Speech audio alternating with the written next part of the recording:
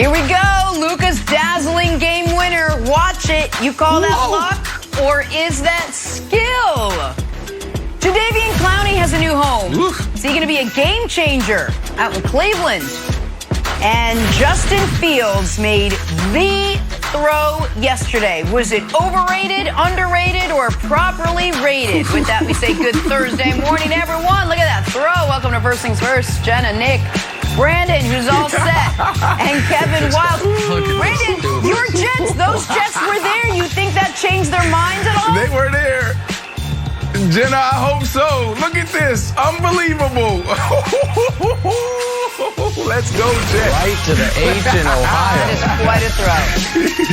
All right, we'll talk about what Justin Fields did yesterday, but we got to start in Philly. So last night was supposed to be Nets Sixers. Instead, it was Nets Sixers. Brooklyn with the unpopular decision to sit Kevin Durant last night. So no Durant, no Harden, no LaMarcus Aldridge, no Blake Griffin. And the Sixers took advantage. Joel Embiid took advantage, 39-13. Hey, this was actually a close game at the end. But Steve Nash went and set Kyrie Irving for the final 8+ minutes. And the Sixers took the W. Here's Steve Nash on that decision after the game.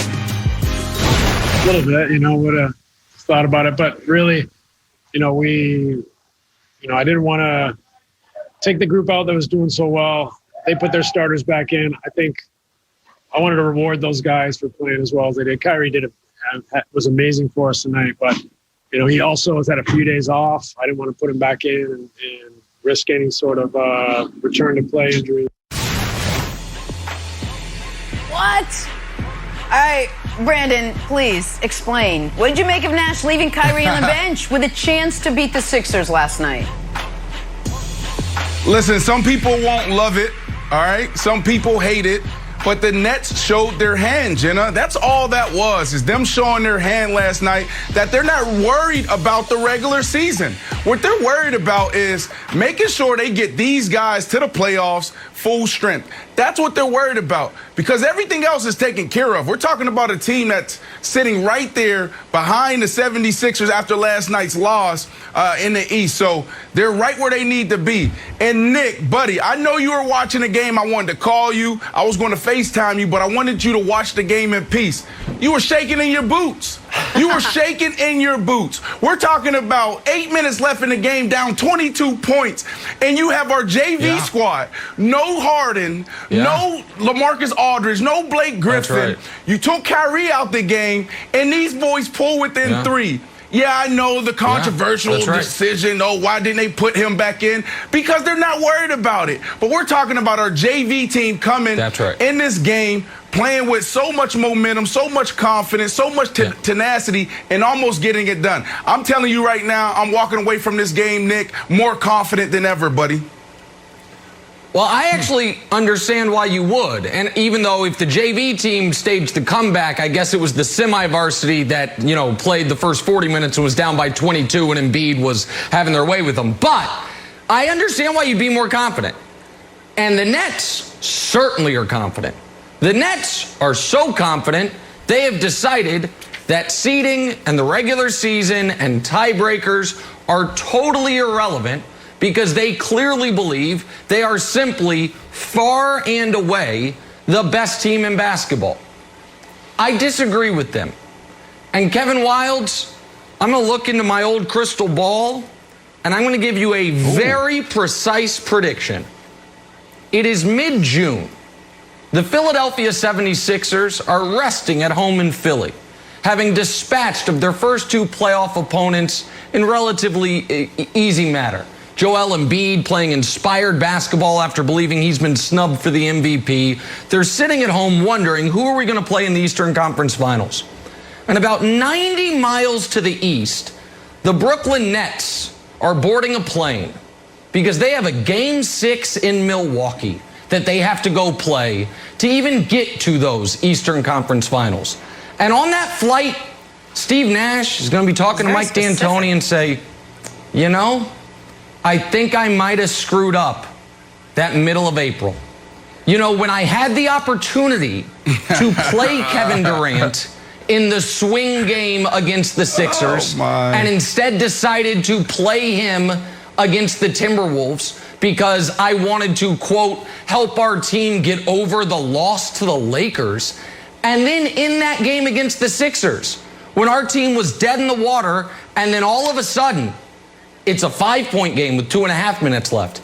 It's a 3-point game with 2:10 left. I had an opportunity to put Kyrie Irving back in and steal a victory, and I chose not to. And now we are in a war with Milwaukee while Philly is resting. So I understand why the Nets fans and Brandon should feel better potentially about a matchup against Philly. But you must get to a matchup against Philly. You must get there healthy, and you must get there in the best case scenario is rested. And because of the choices made, Wilds, by rookie head coach Steve Nash over the last 2 days, their path just got far more tumultuous. And I think he is going to massively regret the KD decision and certainly not putting Kyrie back in once the Sixers put their starters back in. All right, I agree with you about the KD decision. I would have rested him in Minnesota and played him tonight. I disagree with both of you about the Kyrie decision. I think Steve Nash made the right call, but for none of the reasons that are publicly being spoken. It wasn't because he wanted to reward the guys. It's not a carnival game. It wasn't because he was worried about Kyrie's health after being resting for a few games. And I don't buy Kyrie's post-game comments that it was good experience for that team. Here's a simple answer, Brandon. I think they had the best chance to win with Kyrie on the bench.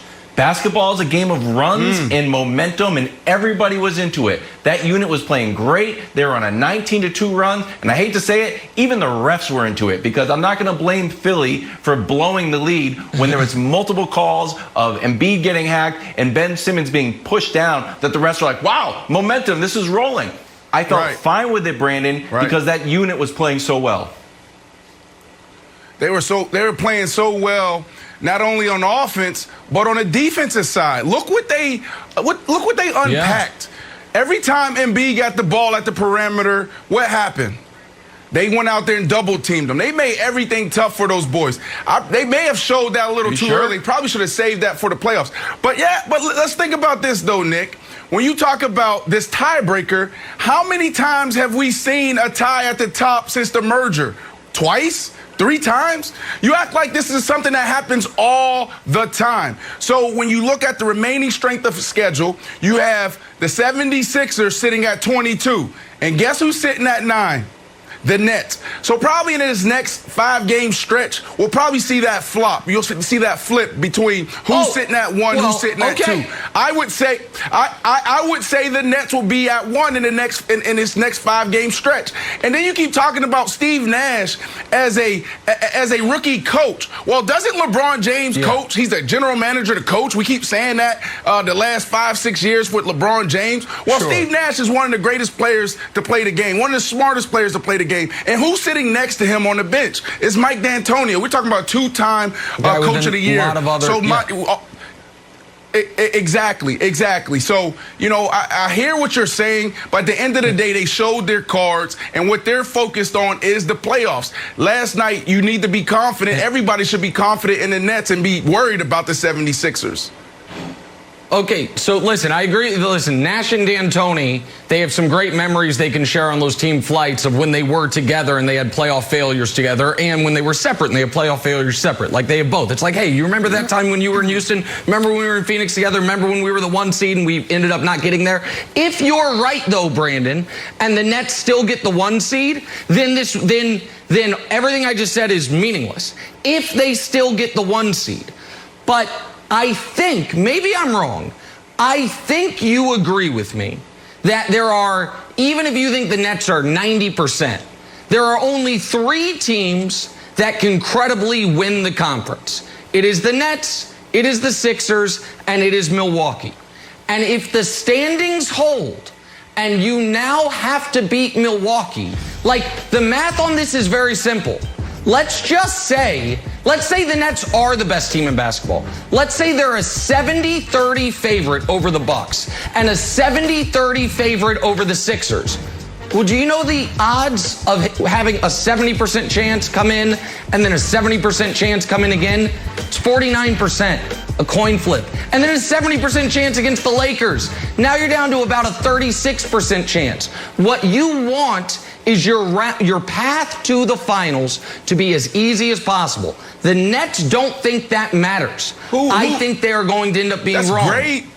What's up, Brandon? That's great, but we're talking about the best team in basketball. Yes, of course they would want the easier path, but if they go up against the Heat, they go up against the Bucks, you really think they're going to be scared? Come on, man. Yeah, they're good teams as far as the Bucks are. I mean, the Heat are struggling this year. They're off and on. They're inconsistent. Right. But you really think that Nets will be afraid to go against Middleton and Giannis, who has 2 moves? Come on, Nick. You know better than that. I think that the Bucks will be playing a game 6 against whomever they play in round 2. And if a series goes 6, all of a sudden either team can win it. And I do not think Philadelphia, if they're the 1 seed, is going to have to worry about a game 6. All right. Yeah, I understand. Yeah, I get it. I understand that. Different team, though. Drew Holiday is a different team. No, different team. KD, Kyrie sat the bench. How about the Nets using a team record 29 different starting 5 members in this one? All right, let's talk this season. Let's talk some Zion now. Knicks taken down his Pelicans last night, but why is Zion being linked to the Knicks already in his young career? This is interesting. We'll fill you in next. First things first. Drawing a blank, Browns bolstered their defense yesterday. They signed 3-time Pro Bowler Jadeveon Clowney to a 1-year deal worth up to about $10 million. So, Brandon, the best free agent now left that Clowney signed is blank. It's the best one out there. Yeah, Jenna, this is an easy one if we take, the off-the-field stuff away. And we're looking at Antonio Brown. I got to go with Antonio Brown. I mean, he's been clean for a year. He's done a good job of really trying to turn the page and get back control of his life. But when you look on the field, this dude is 2 years removed from almost 1,300 yards, 15 touchdowns. Oh, my goodness, how the mighty have fallen. This dude can still play.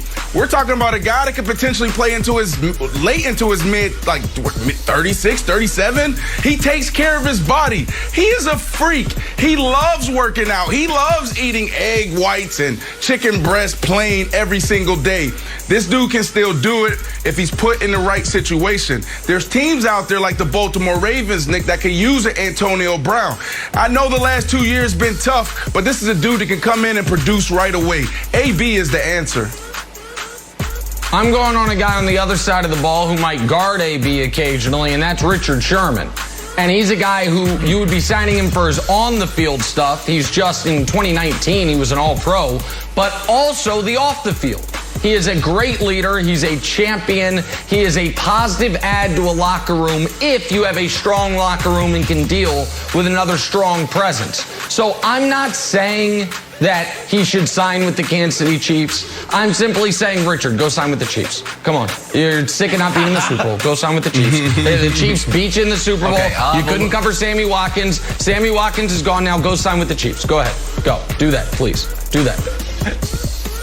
I've got a little more hometown bias. Danny Amendola came on this very show and dissed Bill Belichick and the mighty New England Patriots. Danny Amendola was in Detroit, had 600 yards. Well, Danny, it's all good.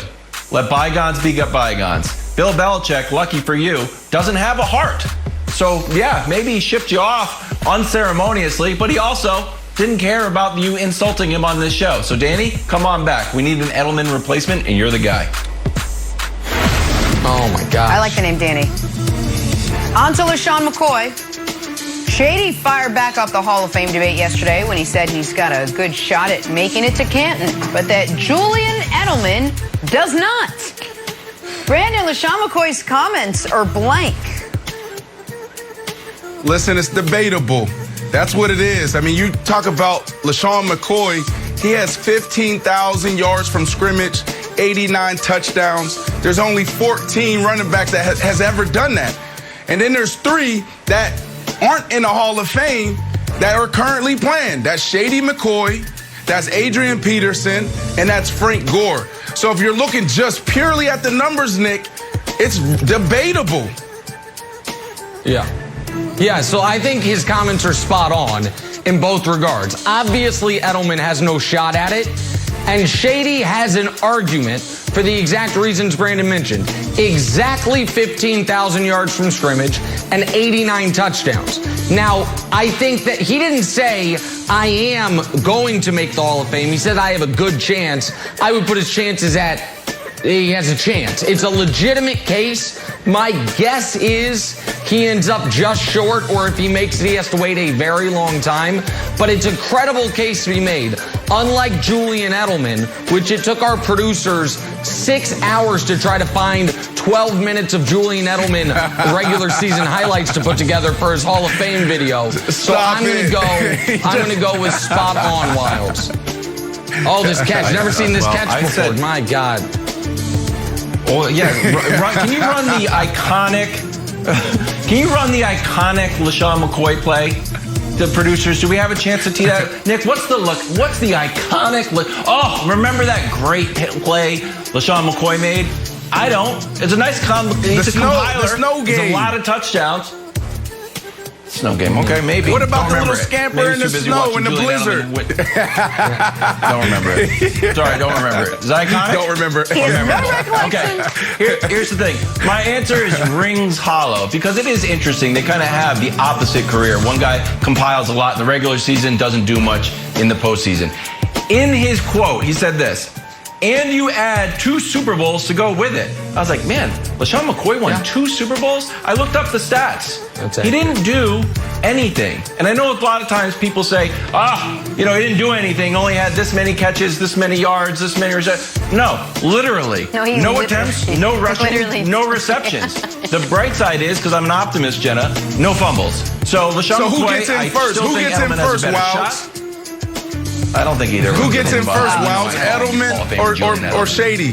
Hall of Famer Julian Edelman. He said neither. He's Easier to get in when your first name is Hall of Famer. Talk some hoops. Knicks beat Zion on the Pelicans last night, but the focus here is a New York Post column that said the Knicks' quest to land Zion starts with a bang. Brandon, the Zion to New York media machine starting up is blank. Oh, Lord. It's dusty, Jenna. It's one of those conversations been sitting on the shelf and you got to dust it off. In 2019, they had their shot and it was just bad luck. They didn't get him. Instead of Zion getting the big apple, he got the big easy. But I like this, though. I would love to see this. Why? Because in my lifetime, I want to be sitting down with my boys and I want to see the Jets get it done. I want to see the Chicago Bears march down Michigan Ave and celebrate another Super Bowl. I also want to see the Knickerbockers. I want to see the Knicks get it done. There's some things that we need to see in sports. If you put Zion there, who's now taking off and taking his game to a whole nother level, with another person or two, we can see something that we've been waiting to see for a very long time, and that's the Knicks win the championship. Yeah, this is Mission Impossible 4 for a number of reasons. The first one is it's impossible. It's not going to happen. The other one, why is it Mission Impossible 4? Because this is the 4th time in the last decade the Knicks' plan has been, let's just sign a guy who's not available or a guy who is available who has shown no interest. And it's also Mission Impossible 4 on a personal level for me because that movie is actually like what I very often, if I'm anxious or I can't sleep, I put it on. It soothes me. It makes me feel better. I probably watched it 35 times in parts. Same. And I feel like, Wilds, that's what this column is for Knicks fans. It's like, oh, now we're back at home. We're reading about the superstar who plays for someone else, who that's what's going to save us. Like, that is their happy place. Reading about other teams' good players who are never actually going to play for the Knicks. So it's Mission Impossible 4. Don't ask me about why I watch that movie to fall asleep to. It just makes me feel good. It makes me happy. I know what's going to happen. Okay, go ahead. Out of all the films in all the world, You decide Mission Impossible 4 is like the nice movie to watch to relax to? Yeah. And then 5 and 6. Yeah. Go Mission Impossible Ghost Protocol. 92% Rotten Tomatoes. You've Got Mail, buddy. Wildly underrated film. Try You've Got Mail. Wildly underrated. Go ahead, sorry. Okay. Can I throw in my Prince of answer Tides while is we're just throwing movies in? Prince of Tides is not bad. Oh, okay, sorry. I'm going CAA Magic. We don't think Zion's going to end his career in New Orleans. We don't. So it's not only what the Knicks can do and are doing with Leon Rose, who used to run CAA Sports, it's also what the Pelicans might screw up. Remember, JJ Redick just left, and he's like, you know what? I think the whole organization is dishonest. We're like, whoa, JJ, chill out, just because they wouldn't ship you to Brooklyn. But it was this cutting remark, which you rarely hear JJ do. So I think not only will the Knicks get it done, I think the Pelicans will mess it up, Jenna. All right. Man. Kevin Wildes, I'm throwing it right back to you. Give us a little weird and a little wonderful from the world of baseball. Hey, we had a big no-hitter last night, Jenna. Look at this. Top of the ninth, 1 out. The stretch from Abreu. Oh, he gets him. But here's the thing. Watch Naylor's right hand. This is back-to-back day. Buddy, you were safe. You touched the bag with the wrong hand. Don't worry, your misfortune leads to a no-hitter, so it's a good moment for somebody. Just wasn't you. You got a chance to break it up. You would have lost the game anyway, so it's probably good for baseball that you were called out. So well done. Oh, how much nacho sauce are they serving at Dodger Stadium? Usually you go to the game, they give you a little Dixie cup. This guy got a whole vat of it. Boom, the ball lands in it. He's covered. His shirt is covered, his sleeves are covered. They get another angle, the back of his sleeve is covered. So not only was it an impressive highlight for the guy, impressive highlight for Justin Turner, great job by the concessionaires. They should have brought him some nachos. Wonderful work distributing. I'm sure he's going to get a nacho scholarship or sponsorship. Yeah, he's going to get a scholarship to Nacho University. Dodgers, by the way, off to a 10-2 start. How about that? Let's talk more about the newest Cleveland Browns, Jadeveon Clowney. Will he be a game changer for the Cleveland Browns? They took a big leap last year, and Clowney took notice. Take a listen to this. Or is there anything about the Browns that you feel is very different than what you thought a year ago? Yeah, they winning. They got a great team. They're definitely on a winning team. You saw they won 12 games last year, right? More than what my team I played for won last year, I think. Now talk a little Cleveland Browns. So yesterday, the Browns made a big free agent splash. They signed 3-time Pro Bowler Jadeveon Clowney. So how about this? Clowney and Myles Garrett, nice little pass rushing duo there. I'm going to let Clowney tell you how excited he is for that. Take a listen. How would you describe your career so far and sort of where you feel like you are in your evolution as a player right now? The funny part thing I tell people about my career started off slow because I got hurt my first game of my career with a microfracture. Probably the worst injury you can have in this game. And I don't think everybody got to see the person they drafted yet. I think I'm working back towards that, but I'm well on my way now. I made 3 Pro Bowls, and it's funny because I ain't never really been all the way healthy to the point where I felt like nothing bothering me. So, but I still can dominate in this league. I know that. But if I ever reach that my max potential or getting back there like I feel now, man, they say the sky's the limit, but it's probably higher than that. And they got footprints on the moon, on it. Well, that's what we trying to reach. All right. So, Brandon, what do you think realistically? How big of an impact will Clowney have on the Browns this season? I think he can come in and contribute right away and make a huge impact. This is a good bet for the Cleveland Browns, not a great bet because of what he talked about, his injuries. You know, we're years in, and we're still talking about the microfracture that you sustained coming into the NFL. That's a big deal. He's right, but that thing can hold you back and can derail your career. But this is a good bet for the Cleveland Browns because this is a guy who now is working out, training, rehabbing, doing all the things he needs to really come in and impact the game in a major way. The Cleveland Browns, they're sitting at 17th in the National Football League in defense, 15th in sack. And this is a dude in the last 25 games, had 4.5 sacks. I know that's low, but when you think about how he went to one team to the next and he really didn't have an offseason, really wasn't training, I'm really excited to see what this year is going to be for him, because the Cleveland Browns are right there on the edge. Nick, you love Baker Mayfield. Obviously, the offense took a huge step next year, and if this defense can come around and they can make a huge stride when it comes to sacking the quarterback and putting pressure on the quarterback, man, this team can be dangerous. Yeah, the questions for Cleveland, I believe, are more on the defensive side than the offensive side. Offensive side, they have a good offensive line. They have a great running game. They have a very good receiving core. And even if you're not high on Baker, nobody at this point thinks Baker's a bad quarterback. And some people, such as myself, think he's a very good quarterback. So offense, I think they're taken care of. The question is the defense, most notably the defense against the pass. You have Myles Garrett, who's going to give you basically, almost a sack a game. Can you pair another pass rusher alongside him?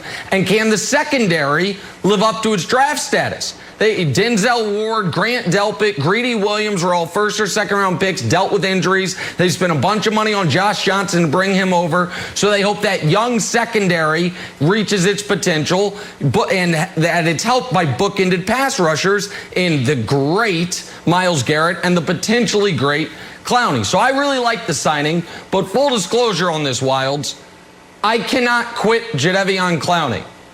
Every year, I'm like, he's going to have a dozen sacks. Do you remember the play? This isn't a fair comparison for Clowney, but do you remember Tyrus Thomas? Guy went to LSU, he's a top 5 NBA draft pick. For the first 5 years of his career, I was like, man, this is the year Ty Thomas breaks out. I really believe in him. I think he's in. He just never happened. I was like, every year I was waiting for the Ty Thomas breakout year. Clowney's been better than that. He's right. He made 3 Pro Bowls, was an All-Pro in 2016, but he's never put it all together. And if he can and if he does, he is an instant impact player. There's no question about that. Yeah. Okay. You and I are in the same boat, because I saw analysis on this signing, and everybody wants to be so serious. Like, you know what? I don't like big names. What I like is production. I like to see sacks. I like to see defensive run stoppers. Like, not me. You know what I like? College highlights. It's the same reason I like Odell Beckham. Not in college, but both. Oh, the one-handed catch. So now you got the strip sack and grab the ball, and you got the one-handed catch guy, both on the Browns. Now, do either of their knees work? Not 100% sure, to be totally honest. Clowney's had, Brandon, 5 knee surgeries. 5. He's 28. Yes. Like, huh? It's like Brad Pitt's 54. You're like, huh? Right. But the opposite way. He seems to be an old 28. But you've had more experience with sort of these injuries and guys in the locker room than I have. Do you feel like, there's 2 things I'm going to ask you. One, do you feel like there's a point where you have so many injuries that not only physically can you not get the job done, but mentally you can't get the job done, that you get up gingerly, that you attack the game differently? And 2, does it worry you that it's now 4 teams in 4 years, that there's just sort of like bouncing around the league, sort of gives you the lack of, I don't know, a home? Yeah. Well, let me answer the last question. I feel like that's why his career has been derailed, because he's been so focused on the business and not the play. He switched agents a couple years ago to Kennard McGuire. There's a little bit more stability there. But remember how he left Houston. He was trying to get a mega deal and never got that. And he's been searching for that for a very long time. Now, when you look at the injuries, the hardest part is the recovery. So you're dead on, spot on when you're talking about the mental part. It's, can you get up every single day not feeling like the Clowney that we saw back in South Carolina, that big play that we all continue to watch, that highlight, taking somebody's helmet off? Like, can you get back to that when you're feeling like you're just feeling terrible? That's what Clowney has been dealing with. That's the hardest part in sports, is dealing with those injuries in the offseason. Yep, that's right. All right, see if you can stay healthy long enough, put it all together in Cleveland. Time for Knicks NBA medals. Kyrie had 37 last night, but it was a solo mission. Steve Nash sat Kyrie for the last final 8+ minutes, so no medal for Kyrie. Nick, who did make your medal stand today? Kyrie could have gotten a medal, but didn't come back in. They end up losing. He gets just off the stand. You know who does get one though? Luka, bronze medalist. Thanks to this game winner. Now you guys know how I feel. Game winners only count if it's intentional. No lucky. You get no credit. Jason Tatum's banked in 3. No credit. I'm proud to report this morning, Luka and I worked on this exact shot for years growing up. This was intentional. No luck involved. Luka with the game winner of the year, bronze medalist. Silver medalist, Joel Embiid. Oh, the Sixers might have fell apart late, but it wasn't Embiid's fault. 39-13, doing it all basically in the first 3 quarters. His third quarter was marvelous. DeAndre Jordan did his best, but DeAndre Jordan, you're too old and you're a little too slow. Gold medalist. Oh, Chef Curry. Steph says, we're going to make this play-in game by hook or crook. I'm going to drop 42 as my team wins by, what's that final margin? Oh, okay. They won by 134 points over the Thunder. The Thunder, by the way, America, you talk about Kevin Durant's Coinbase investment. You know what my investment that's gone up 54x is? Betting against the Thunder since the All-Star break. Oh, my God, printing money. Thank you, Steph Curry. They barely covered. They won by 40 points. Question. So there it is. There's your medals. Yeah, what up, Brandon? What's the question? Tell me. Great job with the medals, but I got a question for you. Were you scared watching that game last night between the Nets and the 76ers? You had to be scared, bro. Yes, at the end. Yeah, the Sixers stopped scoring. Yeah, I was very scared. I was absolutely scared. I was going to call in sick today if they blew that lead. Absolutely scared. Didn't happen, though. No medal, Kyrie. Luka, good job. All right, we got to get back to our top story. We were just talking about it, the no fear from Nick. Battle between the East's top 2 teams. But where was Kyrie in crunch time? We'll talk Steve Nash's curious decision to sit him late. Next, first things first. Back here, head to Philly. Nets Sixers billed as the battle of the stars, but Brooklyn took the steam out of that one. Sat Kevin Durant, so no KD, no Harden, no LaMarcus Aldridge, no Blake Griffin. Joel Embiid took full advantage, 39-13 for him, but this was a close game at the end until Steve Nash sat Kyrie for the final 8 minutes, and the Sixers hung on to win. So why'd you do it, Steve Nash? Why sit Kyrie? Take a listen. A little bit, would have thought about it, but really, I didn't want to take the group out that was doing so well. They put their starters back in. I think I wanted to reward those guys for playing as well as they did. Kyrie was amazing for us tonight, but he also has had a few days off. I didn't want to put him back in and risk any sort of return to play injury. All right, we got Nets analyst Sarah Kustok with us this morning. Sarah, good morning. Thanks for being with us. You called this game. What did you make of Nash leaving Kyrie on the bench with a chance to win at the end? Jenna, I think what we've seen out of this Brooklyn team and organization is a level of consistency in what their priority is. And their priority is trying to get healthy. And this, to me, was another aspect of it. You heard what Steve Nash had to say after the game, and even throughout the course of the broadcast down the end. I brought up the fact that I was curious if we would see Kyrie Irving come back in the game. But I think you look at a couple points with this. One, at that 8.5-minute mark when he came out, Alize Johnson gave a foul to get Kyrie Irving out of the game. It was very clear down by 22 that Kyrie Irving and the Nets felt like he was done with the night, in particular after having been off the last couple of days, played 33 minutes, and things changed. The 21-2 run that the Nets went on, I think, started to make you wonder if Kyrie would go back in. But you see the body language, you see just the mindset. It didn't look like Kyrie Irving was going to be re-entering this game, and give credit to that Nets group. No.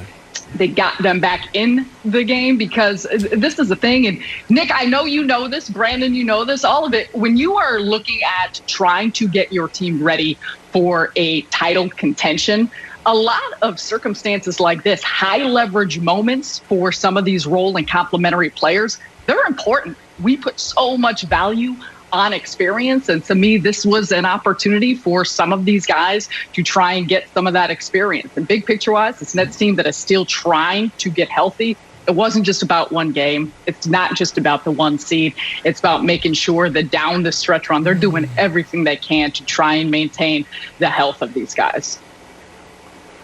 Well, Okay, I respect and appreciate that. And if it's about experience, then bully for the Nets, because they're going to get a lot of very important playoff experience now when in round 2 they're facing the Bucks instead of potentially in round 2 facing the Hornets. So yeah, they'll get a lot of experience in a series that now is losable, because no one, I know Heat fans will get mad at me, nobody can beat the Nets out of the East except for 2 teams. Philly and Milwaukee can. Now, even if Brandon and Sarah believe they won't, I think everyone acknowledges they can. It's possible.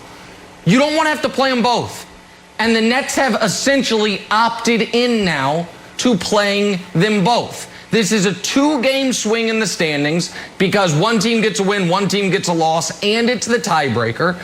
And to me, Steve, listen, there is a reason that experience as a coach tends to matter. I know Steve Kerr, in his instant success, followed by Ty Lue and followed by Nick Nurse's instant success, made us think it doesn't. But historically, coaching experience matters. And I would argue Steve Nash had his first bad week as the Nets head coach. I thought if you knew you could only play Durant in one of the 2 games, Minnesota, who you could beat without any of your stars anyway, or Philly, you play him against Philly. And in this game, everyone's pointing to when it got to 3. Well, it got to 12 with 4.5 minutes left, and Simmons and Embiid checked back in. When that happens, Kyrie's supposed to follow, and you're supposed to try to steal that game. So listen, Nash has done a nice job, and he's been dealt a difficult hand because of all the things he's had to deal with to go along with a super talented team. But I don't think you can say that he's handled what I consider to be their biggest game of the season properly in not having Durant available and then opting against playing Kyrie at the end, Brandon. I think it's going to hurt them in the playoff seeding. Well, let's think about it this way, Nick.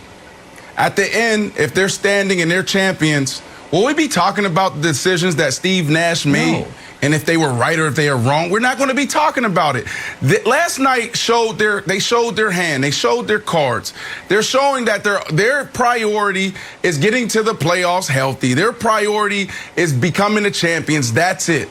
They have a lot of experience on that bench. They got a lot of experience on that team. From KD, you're talking about the playoffs, James Harden, Kyrie Irving. You have champions on that team. Mike D'Antoni. We're talking about 2-time coach of the year. Like this whole conversation around experience and rookie coach, it means nothing really, because this team is sitting right there where they need to be. Who would have thought that this team that traded for James Harden in January, the beginning of January, would be sitting 2 in the East? Nobody thought that. They thought this was going to be an implosion. That's what everybody thought. So for them to be sitting right here says a lot. Walking away from that game, I think they should be more confident than ever, Wilds. When you go down to the wire with Nick is saying the best team in the East, and you're without James Harden, you're without KD, Kyrie checks out, 8 minutes to go in the game, they're down 22, and then a JV team bring you back. Like, you should walk away from that game more confident. I guess so. I think I agree with Nick here, where the idea that we're always looking towards tomorrow, we're always looking for the playoffs. Well, there's a little carpe diem that I think the Nets need. There is something to say for the consistency of a squad. And Sarah, I want to show you a graphic on how many lineups this team has used. Last night, DeAndre Jordan, hey, welcome back to the starting lineup. You got a bunch of DNPs. The teams that switch up their lineup this often are, for lack of a better term, terrible. The Nets are still good.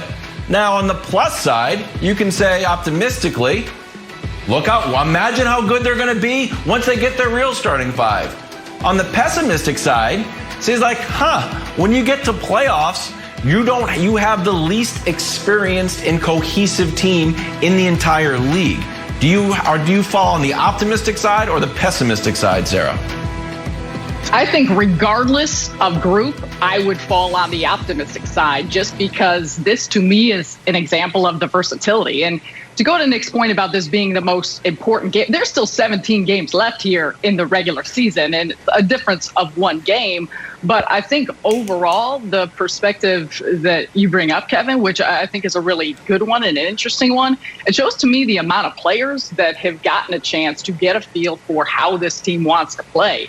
And I think the fact that you have the significant amount of games missed by your most talented players, your most impactful players, and the players that you expect to carry you throughout the postseason. To me, that bodes well for the confidence of this group. And as Brandon said, who do you think is coming out of that game feeling better? Do you think Philadelphia feels good that they had to? I agree. Zach Rivers is excited about the fact that he had to put Joel Embiid and Ben Simmons thought that they were done for the night. And so I think there's the opposite side of things of the way a group feels and doing what they are doing in a rhythm. So I agree with a lot of that. And I think Philly has to hate the way they closed the second quarter, the third quarter, and the last 8 minutes of the game. They made dumb play after dumb play, and at the end they could not manufacture a basket. But there's 2 points here that I think are worth drilling down on for a moment. One is, Sarah and Brandon, the point that I hear is they're focused on the postseason. I agree. The point I am trying to make is they are confusing themselves if they think there is any world that exists where a path to a championship is easier if you have to play Milwaukee in round 2 versus the Hawks, the Celtics, the Knicks, any of those mediocre teams that are going to be the 1 seed round 2 opponent. And the other thing is, I don't want to be rude here. I hear there, Nash said it about Kyrie. You're worried about getting healthy. Kyrie wasn't out with an injury. Kyrie was out on his paid time off, his personal leave. And so now but the reality, Kyrie's personal leave. Hold on, wait. Let me ask the question. Kyrie's personal days are now bleeding into his working days? Like Kyrie took time away from the team, and now he's also you can't use him, reinsert him into a fourth quarter? Like that ain't great. Because maybe I missed the injury, but he wasn't on the injury report. Well, let me ask you a question, Nick. Is the sentiment through the players, around the league that the 72 games is a little bit too much? That they feel like they're overworked? And this whole load. Yes. Okay, so that's what's happening right now. Teams and players are getting creative on how to load management. We know that the league frowns upon it. They're starting to penalize teams who do it, but now they got to get creative with it. That's all you're seeing. This team is doubling down on the postseason. They're thinking about big picture. They're not worrying about playing against the Bucks and Miami. Miami? Are you kidding me? And then you're talking about the tiebreaker. You're a guy who loves stats. I'll just finish here. You're a guy who loves stats. You always talk about probability, okay? Since 1985, the number 1 seed was determined by a tiebreaker 4 times. So what's the probability of that? Like, there's 17 games left, like Sarah talked about. There's so much ball. We're not going to. This game is not even going to count. It's not even going to matter. Okay. Well, I vehemently disagree with you on that. And you're right, since 1985, only 4 games have been determined by the tiebreaker, or 4 seasons, but far more have been determined by 1 game. And this, if the Nets lose the East, either finishing with the same record as the Sixers or 1 game behind them, this game was the swing game. This game was the difference. And Sarah, you're around the team. If this game was close, Kyrie wasn't on some minutes restriction, right? Like if they don't go down 22 in the 4th and check him out, he was ready to play the full game. And then they took him out because everyone thought the game was over. And then they chose not to put him back in. Like he was available for the full game if need be, as far as I understand it. That was my understanding.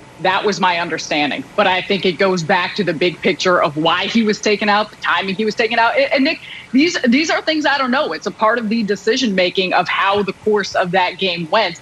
But I don't think for this Brooklyn team it's just about looking to the postseason. However, look at the fact that they have had so many players miss so much time. They have got to be focused on making sure on the day-to-day that they have guys in their peak form, that as they finish off this season, there's no hiccups in terms of injury. And I think that was more of the factor of Kyrie's minutes, where he was at after a few minutes, after that final stretch of the game. So I think overall, and I wouldn't necessarily say a 37-9 night it is bad impacts from being out due to personal reasons, taking care of a family matter. And Sarah, the biggest tell of where their focus is when talking about the big picture was watching them on the sideline. This looked like a football preseason game where the stars are on the sideline with their ball caps on and sunflower seeds in their mouth. That's what their focus was last night. Those guys were just cheering on their team. Come on, this game isn't going to matter. Preseason. That's not a good sign. More musical chairs for the Nets in their lineup last night. Sarah Kustok, thank you so much. Nets take the L to the 76ers. More on that game in a bit. We got ourselves 2 weeks now until the NFL draft. Why is Trevor Lawrence saying he doesn't have a chip on his shoulder? Find out next. First things first. Back here talking some Trevor Lawrence. 2 weeks away from the draft. Trevor Lawrence locked in at number 1. Been that way basically since he entered college. As a result, we haven't heard much from him till now. Recently talked about what motivates him heading into the NFL. This is what he had to say. He said, it's hard to explain that. I want people to know that I'm passionate about what I do, and it's really important to me. But I don't have this huge chip on my shoulder that everyone's out to get me and I'm trying to prove everybody wrong. I just don't have that. I can't manufacture that. I don't want to. We got former number 2 overall pick LeVar Arrington joining us now. LeVar, good morning. Thanks for getting up, hanging out. What would you make you guys of Trevor Lawrence's comments? Well, we love it. What would you make of his comments if you were the Jaguars right now, hearing what he had to say? I love it. I mean, to me, it's a man with a plan. And someone who, there's not a right or wrong idea of having a chip on your shoulder. But this makes me think back to a guy by the name of Peyton Manning. Didn't he wear that same number? Did Peyton Manning wear 16 in college? I think he did, if my memory serves me correctly. I could be wrong, but I will say this. It's very similar in the sense that Peyton Manning didn't win the Heisman. That was all that was left for Trevor Lawrence in college with a 2-loss record over the duration of his time in school. I think that Trevor Lawrence is someone who has a great support group around him. This support group has been grooming Trevor Lawrence for the longest time, not just on his on-field skills and acumen, but off-field. And how he views himself, how he views his community, how he views his family. Right. And this is a guy that has supreme confidence. He knows where he wants to go. He has an idea how he's going to do it. And he's going to need every bit of that going to Jacksonville. But I like this approach by Trevor Lawrence. There's really, if you think about it, what is there really for him to have a chip on his shoulder for? He just married his high school sweetheart. He's a God-fearing man. He's just got a lot of things that you check off the boxes and you say, that one time that they were crossing the real bumpy water and Jesus was taking a nap while everybody else was panicking on board. Jesus knew something that everybody else didn't know. And maybe Trevor Lawrence is the new Jesus Shuttlesworth in football,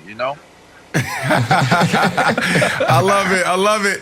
The humility, and that's exactly who this guy is. And the reason why I like this, because I spent 13 years in the locker room seeing guys, including myself, trying to be somebody else. This is what you want out of your quarterback. You want your quarterback to be exactly who they are. Because a lot of times we try to put people in a box. We try to say, you know what? This is how Peyton Manning did it. This is how Tom Brady did it. Russell Wilson, this is how he gives his pregame speeches. Be that, because they are great. Trevor Lawrence is who he is. Just continue to be who you are. He's humble. He loves the game. That's the only thing we need to worry about is, do you love the game? Can you produce? Do you have the culture? Will guys follow you? And guys follow Trevor Lawrence. Nick, I hear you over there, and I know we always see differently when it comes to the quarterback position, but buddy, you're the resident GM. This is what you want to hear out of your quarterback. Why would you want your quarterback to come in and try to get outside of themselves, that's where mistakes happen. That's where they get uncomfortable, and that's when we see bust. No. Nick is about to go a different let me make this direction. very clear. Don't do it. Let me make this very clear. I see it all in his face. I would trade 4 first-round picks for Trevor Lawrence. I think Trevor Lawrence is a singular prospect. I think Trevor Lawrence is going to have a fantastic career. So my commentary here is less about Trevor Lawrence and more about the idea we're talking about, which is can it be good to be unhealthy? Essentially, which is, you read this whole article, he talks about a work-life balance, talks about how he doesn't have a chip on his shoulder, talks about how football is not everything to him.